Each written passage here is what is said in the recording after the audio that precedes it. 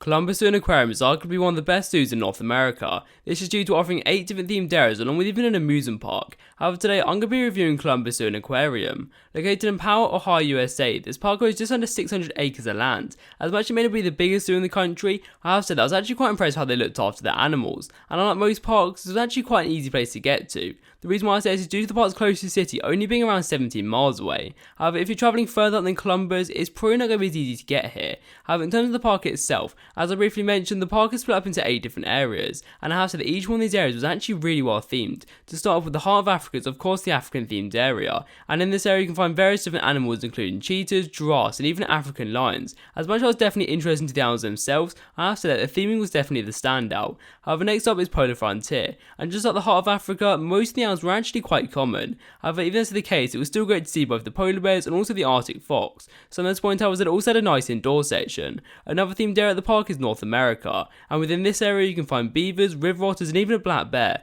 However, what surprised me the most was the landscaping. This is due to the whole area being surrounded by trees and also various different plants. Another great area was Asia Quest, and I said this was actually my favourite area of the park. The reason why I say this is due to having some great theming along with some nice landscaping. Something else to mention was that it also had quite a unique collection of animals. Next up is the Shores and Aquarium, and just like most aquariums, it's had a great indoor section with various different reptiles, along with also often alligators and even some flamingos. Right next door to the Shores and Aquarium is Australia and Islands, and due to us not really having a lot of time, we didn't really get to explore much of the area. However, from what I saw, it actually looked quite nice. This is due to having kangaroos, koalas, and so much more. Next up is Congo Expedition, and this was definitely one of the weaker areas of the park. However, even though the theming wasn't at the top of its game, it still offers some nice animals along with some great landscaping. The last area of the park comes with the name of Adventure Cove, and despite its small size, it was actually really well themed. Something to point out was that it also offered California sea lions and even some stingrays. Overall, this was a nice area and was definitely something to check out.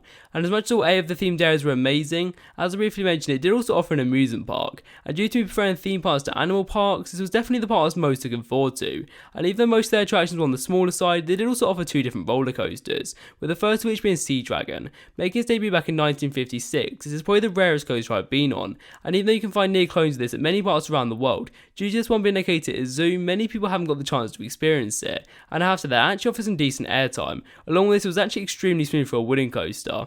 Overall, it was a fun ride and it's definitely one of the better family coasters. The other coaster of the park is Tidal Twist, and just like Sea Dragon, it offers some nice airtime along with a very smooth layout. Something that's point out was that it also has some great spinning which really improved the coaster. However, if you'd like to experience some non-coasters, the park does also offer a great section of flat rides. As much as I didn't get to experience any of them, they still look quite good. But in terms of the restaurants, on my visit we decided to eat in the Mapori restaurant. Being located within the heart of Africa, this gives some great views over the animals and of course the park itself. Something to point out was that it actually has some really nice theming. And as much as most zoos don't have the best merchandise, I felt like the merchandise at this park was actually quite good. This is due to them offering a Sea Dragon t-shirt along with some other park related things. And I have said that the staff were some of the best I've seen. I'm not sure whether it's just the state or even the country, but everyone we met was just really friendly. However, in terms of how long you need to spend at the park, I'd personally recommend spending around a full day. This is due to the park having tons to offer along with even an amusement park. And as much as I don't think I'll be back here in quite a while, it was still great to experience. It's definitely worth a visit. However, what is your opinion on Columbus Zoo Aquarium? Make sure to leave any thoughts down in the comments below. Thank you for watching, I'll see you in the next one.